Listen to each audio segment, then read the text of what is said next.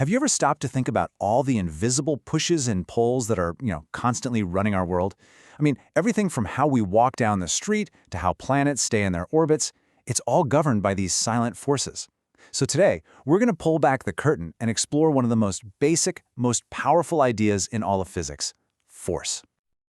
It's kind of funny. Our everyday lives are just full of these little physics puzzles that we don't even notice. We're constantly solving them without even thinking about it. But how often do we actually stop and ask, hey, wait a minute, why does that feel so much harder than this? You totally know this feeling, right? You're cruising on your bike, everything's great. And then you see it, a hill. All of a sudden, every single push on the pedal feels like you're trying to move a mountain. So what just happened? What invisible thing is suddenly trying to stop you? Well, to get to the bottom of this, let's follow a story about two friends, Sonali and Ragini. They went out for a bike ride, and believe me, their journey is going to give us every single clue we need to solve this thing. So let's look at this bike ride like it's a detective story. Every little struggle they have, every time they speed up or slow down, that's a clue. It's a piece of evidence that's going to help us crack a much, much bigger case. And man, their ride was a real workout. First, they're hit with this headwind that feels like it's trying to push them backwards. Then comes that killer hill where they have to pedal like crazy. Even the road itself seems to fight them on some bumpy, rough patches.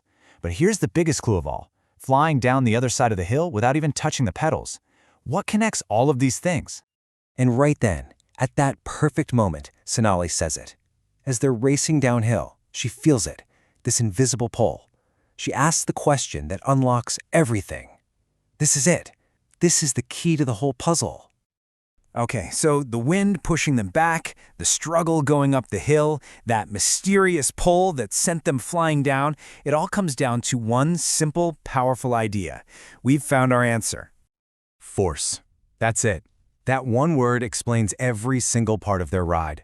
It's the push of the wind they were fighting against, and it's the pull of the earth that made going up that hill so hard. So, what do we actually mean when we say force? Well, it's actually incredibly simple. At its heart, a force is just a push or a pull on an object. That's it. It's how things in the universe talk to each other and change how they move. Think about a simple pull, something you do every day. When you stretch a rubber band, you're applying a pulling force. When you open a kitchen drawer, you're pulling it. These are forces in action, happening because you are directly interacting with something. Okay, so we've established that a force is a push or a pull. Simple enough. But what can it actually do? What are its superpowers, really? Well, a force has four main powers. It can get something that's standing still to start moving, like when you kick a ball. It can change the speed of something that's already moving, like hitting the brakes in a car. It can change the direction of a moving object. Think about a baseball bat hitting a ball. And it can even change an object's shape, like when you squeeze a piece of dough.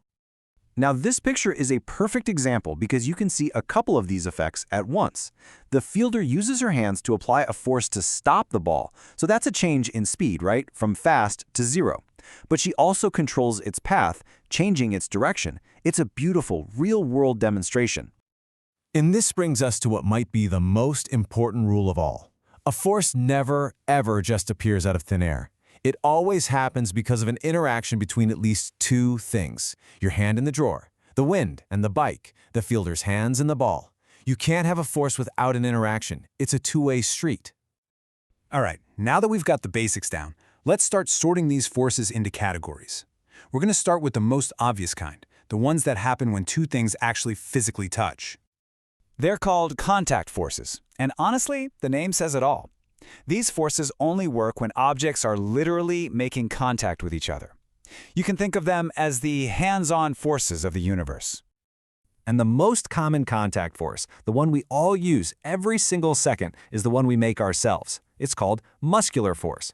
Anytime you lift something, push a door, or even just take a step, that's the force being generated by your own muscles.